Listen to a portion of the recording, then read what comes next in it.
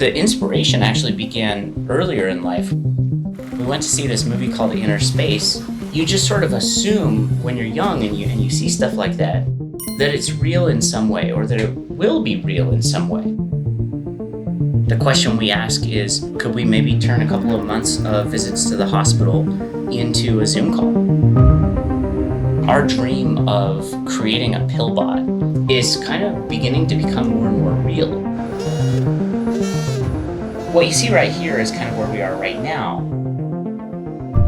And what is it going to look like in the future? Like, do we make it smaller? Maybe it could be like the 2001 space pod with the little robot arms that come out. Pillbot is now micro-sized. It's in your brain, and we might be able to catch things like cancers like tens of years before you might otherwise catch them. So here's to the future of telemedicine.